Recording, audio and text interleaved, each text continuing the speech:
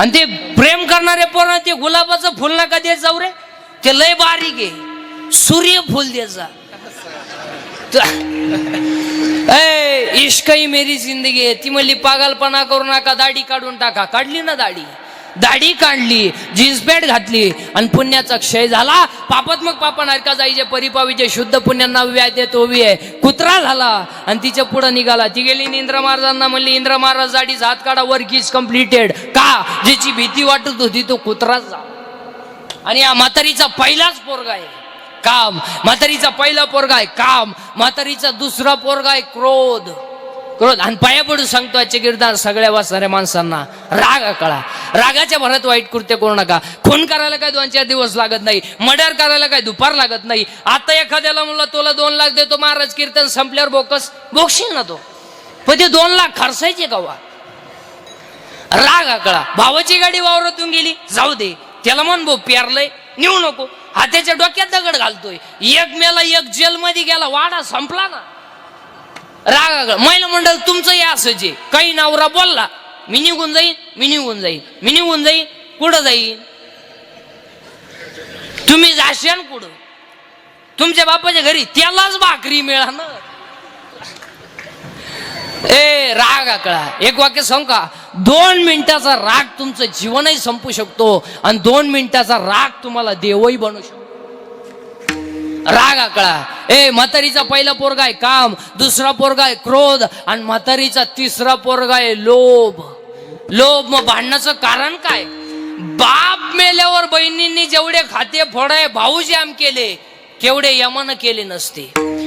M परवडला पण बहीण परवडली नाही. याच्यातल्या 15 जणी आहेत आता इथं माय पुढे बसलेल्या आहेत कीर्तनात, सख्या भावाशी बोलत नाही. 15 जणी, मी नाव सगळं सांगेन, आपलं काम वेगळं.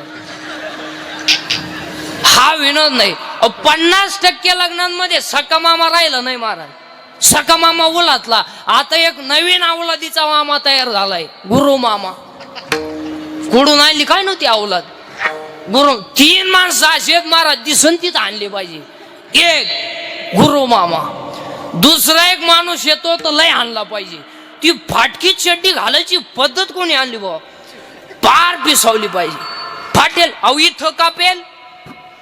इथं कापेल त्याच्यापेक्षा इथं दोन्ही कोण काप आणि हिंड, नाही तर रविवारी घालूच नको ना.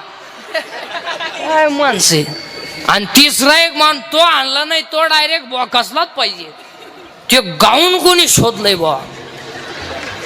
पार पिसावली पाहिजे ती गाऊन. अहो, सासूलाही गाऊन, सुनालाही गाऊन. अहो, सासू झाडाला पाणी घालीत होती, पोर कामावरून आलो.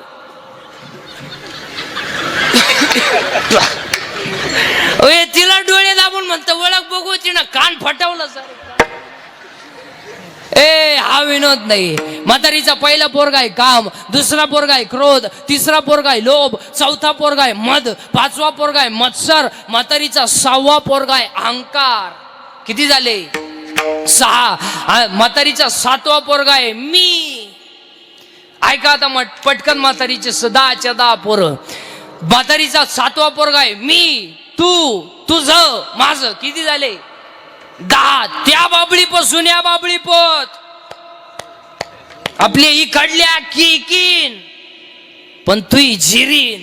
तुही जर जिरावली नाही तर मी माया म्हणा. लोकांना काय माहिती भाऊ तू कोणचा आहे? मी, तू, तुझं, माझं. महिला मंडळ मी आहे म्हणून राहिले, नाही तर दुसरी. तू का नाही उलटली कुणीकडे? त्यानं तिसरी केली. मी म्हणून तुमच्यावर हे दिवस आले न दिवसाचे दिवस आले. सासूचं सुनेचं भांडण झालं, सून म्हणती बघ फक्त एखाद्या वर्षात मला कुत्र मांजर होऊ दे, मग मी, तू, तुझं, माझं. किती झाले? 10. आता ऐका, म्हातारीच्या 6 पोरी. त्यात म्हातारीची पहिली पोरगी आहे आशा. पाऊस पडल, पगार वाढल ना, पाहुणे येतील ना पाहुणे ना. रेंज गेली काहींची, रेंज बायका मिळाला. आता बायको जेवढे लग्नाचे राहिले त्यांनी तो विषय आता जवळजवळ काढूनच टाका. ते आता नवरदेव नाही होणार, ते आता ओळू. तुमच्याकडे काय म्हणते? सांड. बायको नाही मारत. बायको नाही. तुम्ही हायवे टच 1 एकर जमीन घेऊ शकता, बायको नाही.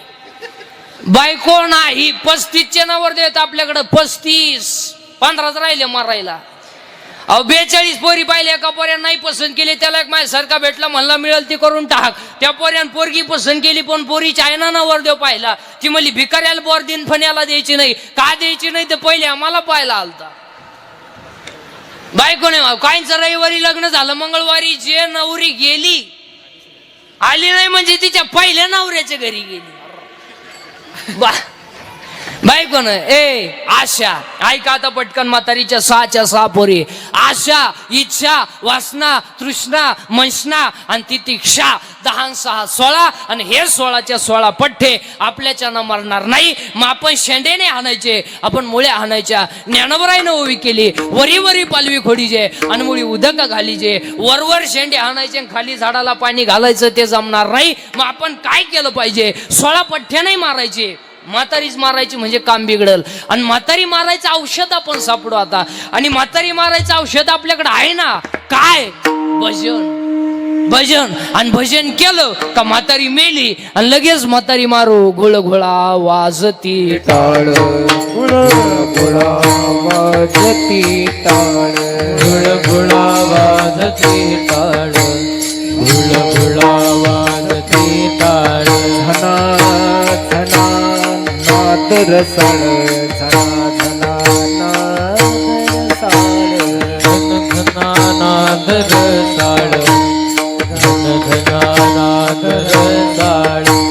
उदो झाला पहाली वेळ, उदो झाला पहाली वेळ, उदो झाला पहाली वेळ, उदो झाला पहाली वेळ. उठावा देवता गोपाळ गा, गोपाळ गा. उठावा देवता गोपाळ गा, देवता गोपाळ गा.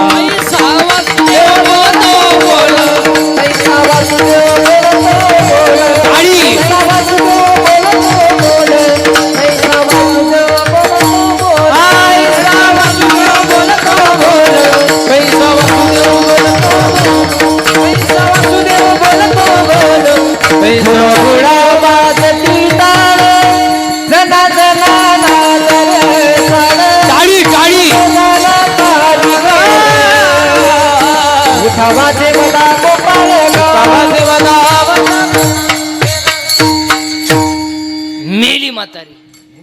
मेली म्हातारी. पाहता काय माहिती.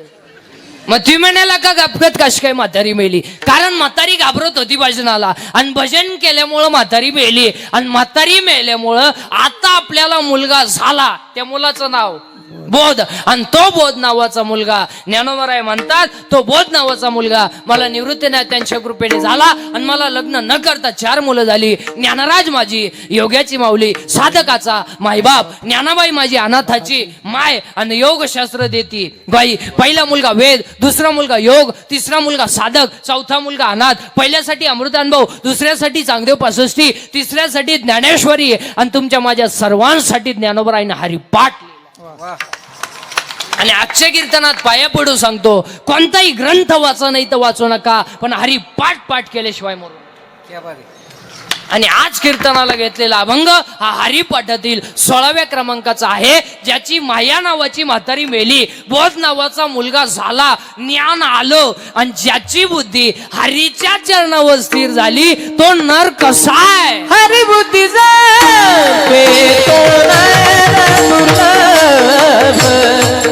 हरिबुद्धी